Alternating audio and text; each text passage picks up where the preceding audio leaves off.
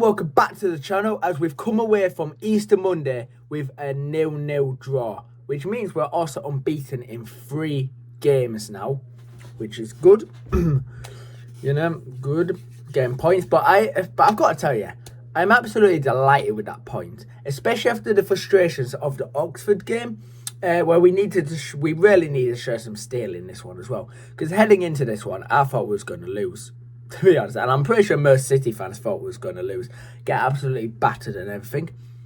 Well, we didn't, which was good. But no, this game showed we could compete with the best in the division, 100%. And my God, did we play a really good game? Sege, massive plaudits to you because you got that absolutely spot on.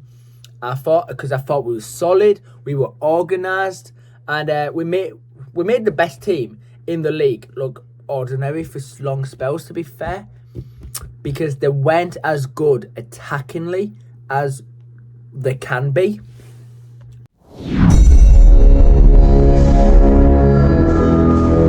Talk about the backline first then. So there was obviously Sergej Yurkovic made 5 changes before kickoff, with John Egan being one of them, and he came into the heart of the defence, which was a master stroke. And I just hit myself there with my ring. But, you know, he's a leader. He's organised. Let me get my words out. He organises the defence, is what I was trying to say. And the shape and stuff like that.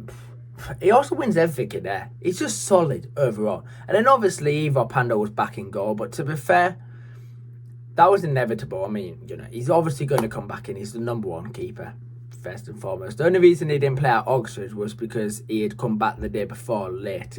So, and obviously he wouldn't have trained and jet lag and all that jazz. But he didn't really have anything to do, to be fair. But even Rushworth didn't have anything to do for Coventry in so much. But Pando, I think, was the least busier one, to be fair. But obviously, he also had... But also, the boys in front of him did their job to make sure Coventry didn't have anything to do. Well, so Evo didn't have anything to do because the defence did their job, first and foremost, which was good. I think Coventry only had 1 shot on target in that game. I think. You can correct me if I'm wrong there, but I think. I probably should have checked, to be fair, that stat before I started recording. But I'm pretty sure it was 1 shot in 9 minutes. But anyways. But nah, we didn't really give them any space. Like as soon as we lost the ball, we won the ball back. We pressed them. We won the ball, you know, high up the pitch. Defensively, we got back, made tackles, blocks. So, yeah. I don't have anything to say on the defence there because I think it was just solid overall. But I just have to say, the most impressive thing, though, is Toby Collier. What a baller. What a baller Toby Collier is. I mean, to be fair, he's started for Man United before anyway, so it's like, but nah, when he's fit, he is good, and he was good last night. Like, we've lost Regan Slater through injury. Toby Collier is the player that can fill that Slater role, 100%, because he was just so good. He was bossing midfield. Like, he was absolutely bossing midfield, and just what a player, what a player. You know, and it was his first start as well, you know, and he put in that performance. I mean, he got man of the match. It's like, yeah, he's so good. Like, he needs to start more games, but on the other hand, we need to manage his fitness as well, because obviously he looks knackered after when he came off last night. But we do need to manage his minutes as well. But good also as well. Toby Collier was like doing everything. He was fighting to win the ball back. And another thing, I'll go on, like, obviously Mobalumi as well was on the bench. And people say, like, where's Mobalumi?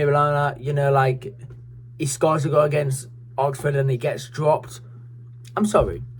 Just a message to those sort of people. Good Friday play. There's, you've got 2 days then to then prepare for Coventry and stuff like that, right? But he's been injured. He had an ACL injury and then a hamstring injury, and he kept having a bit of a setback and stuff like that. And Merbalumi, to me, is one of our most valuable assets heading into these playoffs. Well, hopefully to keep us in the playoffs, but then also when we're in the playoffs to then be in the a part of the playoffs. Because, the thing is, if let's say we started him last night, right, and then he gets injured, people are then going to blame the physios, and it's like, well, to me, it's like, so I understand it, because from a manager's point of view, like, if you understand football, you know that a manager's going to put the team at best. And to me, having Merbalumi on the bench was putting the team first in that moment, because you don't want him to get injured again. Sergei's going to protect him like that, because he played 60 against Oxford. He got took off as a precaution, gets benched for Monday, but so then he doesn't get injured, like that sort of thing. But he could still get injured coming off the bench, but he's got less chance of getting an injury coming off the bench in the minute that he did than if he started. So I don't have anything to say for him being benched, because Sergei is putting the team first.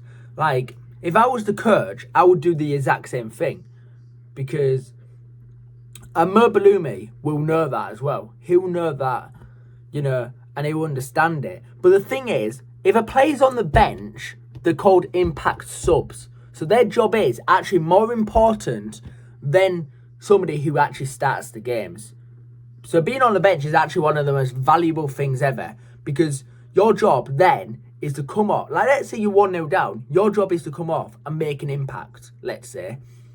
And that's what subs are. So to me, if you're on the bench, it doesn't mean that you've done anything wrong, doesn't mean you're bad or out. It just means your job is more important than those who start, in my personal opinion. Because you either come on to see out a game, right? Or you come on to then get your team a point or 3. That's all I have to say on that. Because personally, I think it's more important than anyone who starts. Because your job is just to impact a game. So if a player's on the bench, who cares? Because at the end of the day, they're going to be fresh legs coming on. If the defence is tired, you've got fresh legs coming on then, running at you. That's all I'm going to say on that one. But head to the playoffs then. Obviously, where does that leave us? We're 5th at the moment in the table. So we are in the thick of it still, with 5 games remaining. So, come on. There's surely no way we're going to drop out the playoffs now. Surely. We could still do, but come on, City. Just don't fuck it up now, please. But we are I think we're 4 points off top 2 as well. And can we just say, does anyone want top 2? Because Good Friday, Millwall won, Middlesbrough lost, so Millwall went second. But then Millwall lost on yesterday, so it's like, does anyone want top 2? If no one wants top 2, we can kindly take that second spot if you want, so then we don't have to go through the potential heartbreak of a playoff, or whatever, or the nervousness of a playoff. Although a trip to Wembley still would like, so it's what it is, isn't it? But obviously we've got Sheffield United on Saturday, which I am not off to, because Sheffield United can shove that £38 up where the sun doesn't shine, because there is no way I'm paying that much. But I will be off to Leicester and Charlton to end the regular season. And then I'll probably go to the away leg of the playoffs if we make it. I'll still say if, because I don't really want to jinx it, and also I don't want to get my hopes up, so I just want to try and downplay that one. But fingers crossed we do. I do want to hear what your thoughts are from the game. Are you happy with a point?